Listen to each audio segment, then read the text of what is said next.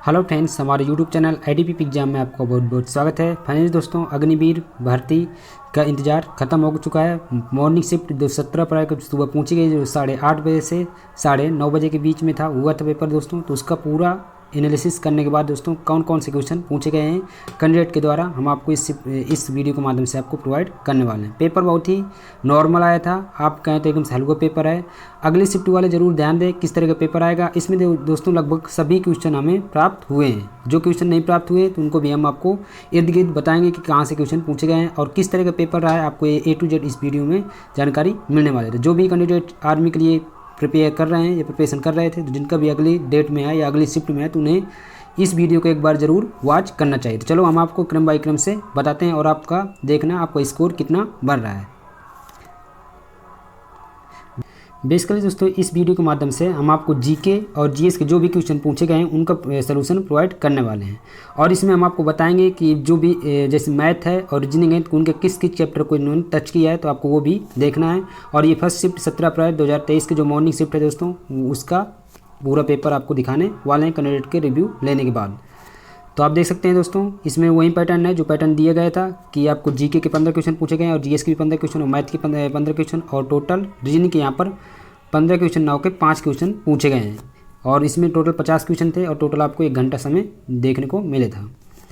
तो पहला क्वेश्चन आप देख सकते हैं दोस्तों, बहुत ही नॉर्मल क्वेश्चन है कि इंडिया गेट किस राज्य में स्थित है। तो जो भी कैंडिडेट इस क्वेश्चन का आंसर दिल्ली लगा के है तो बिल्कुल करेक्ट है, आप अपना आंसर मिला सकते हैं जो भी कैंडिडेट आज की शिफ्ट में पार्टिसिपेट हुए हैं। अगला क्वेश्चन पूछा गया था कि मानव शरीर में सबसे बड़ी हड्डी है। तो आपको पता होना चाहिए मानव शरीर में सबसे बड़ी हड्डी होती है दोस्तों फीमर। और इसके बाद अगले शिफ्ट में दोस्तों पूछ सकते हैं कि मानव शरीर की सबसे छोटी हड्डी कौन सी होती है। तो आपको बताना है स्टेपिस, और स्टेपिस कहाँ पाई जाती है, तो आप बताना है कान में। अगला क्वेश्चन है आपके सामने कि सोडियम का रासायनिक चिन्ह है। तो आपको बताना है सोडियम का रासायनिक चिन्ह क्या होता है। तो इस क्वेश्चन का आंसर जो भी कैंडिडेट Na लगाएं तो बिल्कुल करेक्ट है। अगला क्वेश्चन पूछा गया था कि थर्मोमीटर में किस पदार्थ का प्रयोग किया जाता है। तो पारा या मरकरी, और जिसका प्रतीक दोस्तों होता है Hg। तो क्योंकि एक प्रतीक से क्वेश्चन बना है तो अगली शिफ्ट में भी आपसे प्रतीक के क्वेश्चन बन सकते हैं। तो आप इसके इर्द गिर्द के जो भी क्वेश्चन बन सके तो उनको एक बार जरूर देख कर ही जाइएगा। अगला क्वेश्चन था कि दिसपुर किस राज्य की राजधानी है। तो आपको बताना कि दिसपुर किस राज्य की राजधानी थी। तो ये होती है दोस्तों असम की। तो जितने भी पूर्वी राज्य हैं उनकी आपको राजधानी एक बार देखकर जाना है। एक पीएच मान से पूछा गया कि रक्त का पीएच मान कितना होता है। तो आपको मालूम है दोस्तों रक्त का पीएच मान कितना होता है 7.4। और 7.4 होने के कारण दोस्तों रक्त क्या होता है, एक छरी होता है, ठीक है ना। अगला क्वेश्चन आपके सामने कि भारत की सबसे अधिक सीमा किस देश से लगती है। तो बेसिकली दोस्तों इसमें देश पूछा गया तो वो है आपका बांग्लादेश। अगर बात की जाए कितनी लगती है तो आपको मालूम है कि 4096 किलोमीटर लगभग लगती है। अफगानिस्तान के साथ लगभग 106 किलोमीटर लगती है, जो सबसे कम है। अगर कोई पूछता है कि भारत की सबसे अधिक सीमा किस राज्य के साथ लगती है या किस राज्य की अधिक सीमा है, तो आपको बताना था गुजरात। तो आपको ये क्वेश्चन नोट डाउन करना है। अगला क्वेश्चन पूछेगा कि भारत के प्रथम प्रधानमंत्री कौन था। तो बहुत ही नॉर्मल क्वेश्चन है दोस्तों, भारत के प्रथम प्रधानमंत्री थे पंडित जवाहरलाल नेहरू। बॉक्साइट किस धातु का अयस्क है। तो आपको मालूम है कि बॉक्साइट बेसिकली दोस्तों प्रमुख अयस्क है आपका एल्युमिनियम का, और एल्युमिनियम का प्रतीक क्या होता है Al। तो आपको ये भी पता होना चाहिए। अगला क्वेश्चन था पूछा था एक मात्रक से दोस्तों कि शक्ति का मात्रक क्या होता है। तो आपको मालूम है कि शक्ति का मात्रक क्या होता है वाट। अगला क्वेश्चन पूछ सकते हैं कि दोस्तों बल का मात्रक क्या होता है। तो बल का मात्रक आपको पता होना चाहिए न्यूटन होता है। और आपसे पूछ सकते हैं दोस्तों कि विद्युत आवेश का मात्रक क्या होता है। तो विद्युत आवेश का मात्रक आपका कूलाम होता है। यानी आपको एक मात्रक से जरूर आपको देखकर जाना है। अगला क्वेश्चन पूछा गया था सिस्मोग्राफ का प्रयोग किया जाता है। तो आपको बताना है सिस्मोग्राफ का प्रयोग कहाँ पे किया जाता है। तो दोस्तों भूकंप की तीव्रता नापने के लिए किया जाता है। बेसिकली इसमें दोस्तों हम आपको आंसर ही बता पाएंगे क्योंकि दोस्तों अभी अगले शिफ्ट को भी हमें एनालिसिस कराना है। बेसिकली आपको शाम को एक्सपेक्टेड क्वेश्चन जो भी बन पाएंगे उनको हम आपको इसके इर्द गिर्द बनाकर दिखाएंगे, यानी आपको सोल्यूशन कराएंगे। तो आपको हमारे चैनल से जुड़ जाना है और जो ज़्यादा से ज़्यादा कैंडिडेट को शेयर करना है और सब्सक्राइब करना है। अगला क्वेश्चन आपके सामने कि सल्फ्यूरिक अम्ल है। तो आपको बताना है बेसिकली सल्फ्यूरिक अम्ल का यहाँ पे सूत्र पूछा गया था। तो आपको मालूम है सल्फ्यूरिक अम्ल का आपका सूत्र क्या होता है H2SO4। नेक्स्ट क्वेश्चन है कि ऊर्जा का प्राकृतिक स्रोत है, यानी ऊर्जा का प्राकृतिक स्रोत क्या है। तो ऊर्जा का दोस्तों प्राकृतिक स्रोत है आपका सूर्य यानी सन। अगला क्वेश्चन पूछा गया था कि अयोध्या किस नदी किनारे स्थित है। तो अयोध्या आपको मालूम है दोस्तों अयोध्या बेसिकली सरयू नदी किनारे स्थित है। अगर बात की जाए कि गुरुदेव के नाम से कौन जाने जाते हैं। तो आपको मालूम हो जाएगा दोस्तों गुरुदेव के नाम से जाने जाते हैं रविन्द्रनाथ टैगोर। तो आपको जिनके उपनाम हैं तो उनको भी आपको एक बार देखकर जाना है। अगला क्वेश्चन पूछा गया है दोस्तों राज्यपाल बनने के लिए आयु होती है। तो आपको बताना कि राज्यपाल बनने के लिए आयु कितनी होनी चाहिए 35 वर्ष। आप चाहे राज्यपाल हो या राष्ट्रपति हो या उपराष्ट्रपति हो या भारत के मुख्य न्यायाधीश हो, उनके बनने के लिए बेसिकली दोस्तों आपकी 35 वर्ष आयु कंप्लीट होनी चाहिए। और बट अगर पीएम की बात करें कि पीएम बनने यानी प्रधानमंत्री बनने के लिए दोस्तों आपकी आयु 25 वर्ष होनी चाहिए। अगला क्वेश्चन है विटामिन से पूछा गया था किस विटामिन की कमी से स्कर्वी रोग होता है, तो विटामिन सी की कमी से स्कर्वी रोग होता है। तो आपके आगे पीछे क्वेश्चन देख कर जाना है कि विटामिन ए की कमी से कौन सा होता है, विटामिन बी की कमी से कौन सा होता है और विटामिन डी की कमी से कौन सा रोग होता है। अगला क्वेश्चन है कि भारत के किस राज्य का क्षेत्रफल सबसे कम है, तो बेसिकली दोस्तों भारत का सबसे अधिक क्षेत्रफल वाले की अगर बात करें तो वो राजस्थान है, लेकिन अगर यहाँ पर पूछा गया कि सबसे कम, तो इसका आंसर होगा दोस्तों गोवा। तो गोवा जो भी कैंडिडेट लगाएं तो बिल्कुल करेक्ट आंसर है। अगला क्वेश्चन है वायुमंडल में सबसे अधिक मात्रा में कौन सी गैस पाई जाती है, तो आपको मालूम है दोस्तों वायुमंडल में सबसे अधिक मात्रा में पाई जाती है नाइट्रोजन, लगभग 78% पाई जाती है। इसके बाद दोस्तों आपके ऑक्सीजन पाई जाती है, फिर इसके बाद आपको 0.93 यानी आर्गन पाई जाती है और इसके बाद आपका कार्बन डाइऑक्साइड 0.03% पाई जाती है। अगला क्वेश्चन दोस्तों एक किताब से संबंधित क्वेश्चन पूछा गया था, कैंडिडेट ने बताया नहीं कौन सी किताब है, बट आपको किताब से एक क्वेश्चन आपको पूछा जा रहा है, तो आपको ये भी देखकर जाना है। अगला क्वेश्चन है कि मार्स गैस होती है, तो मार्स गैस बेसिकली क्या होती है दोस्तों, मार्स गैस कहते हैं मीथेन को और इसका केमिकल फार्मूला होता है CH4, तो आपको ये भी ध्यान रखनी चाहिए। अगला क्वेश्चन दोस्तों एक क्वेश्चन पूछा गया था वंश से, यानी वंश की स्थापना से शायद क्वेश्चन पूछा गया था, कैंडिडेट द्वारा बताया नहीं है, कहीं हमें याद नहीं है।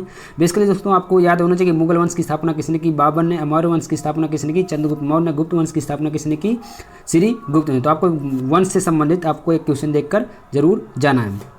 अगला क्वेश्चन है कि सौर मंडल में कुल कितने ग्रह हैं, तो आपको बताना चाहिए कि दोस्तों सौर मंडल में कुल कितने ग्रह हैं। तो नॉर्मल क्वेश्चन दोस्तों टोटल 8 ग्रह हैं। इन 8 ग्रहों में सबसे बड़ा उपग्रह है दोस्तों बड़ा ग्रह होता है बृहस्पति, सबसे छोटा ग्रह होता है आपका बुध यानी मरकरी। अगला क्वेश्चन एक दिवस से क्वेश्चन पूछा गया है कि इसमें पूछा गया था फर्स्ट शिफ्ट में दोस्तों कि 5 जून को कौन सा दिवस मनाया जाता है। आपको मालूम है दोस्तों 5 जून को प्रतिवर्ष विश्व पर्यावरण दिवस के रूप में सेलिब्रेट किया जाता है।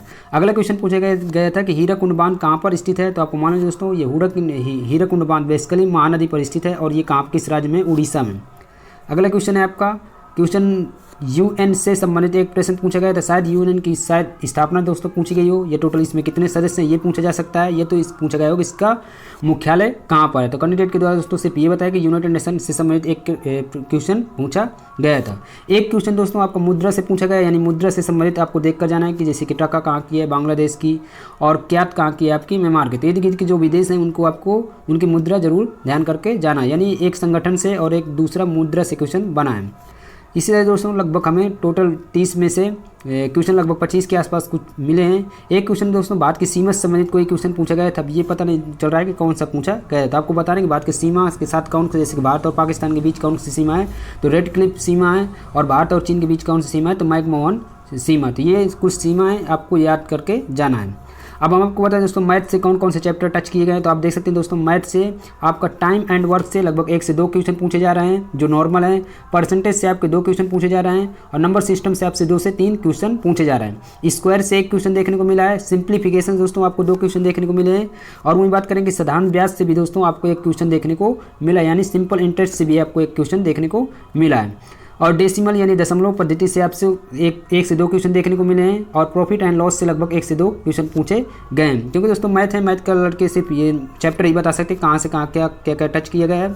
अगर बात की जाए वो रीजनिंग से दोस्तों, तो रीजनिंग से एक विषम संबंधित पूछा गया है, यानी 4 कुछ दिए होंगे उनमें से एक विषम कौन अलग है, भिन्न पूछता है, तो एक क्वेश्चन ये पूछा गया था। एक दिशा और दूरी से संबंधित एक प्रश्न पूछा गया था। और एक दोस्तों विलुप्त संख्या यानी अगली नेक्स्ट संख्या क्या आएगी वो पूछा गया था। और अल्फ़ाबेट से संबंधित एक क्वेश्चन पूछा गया था। और वर्ग से संबंधित कुछ क्वेश्चन पूछे गए थे। सीरीज होगी दोस्तों वर्ग से संबंधित ये क्वेश्चन पूछे गए थे।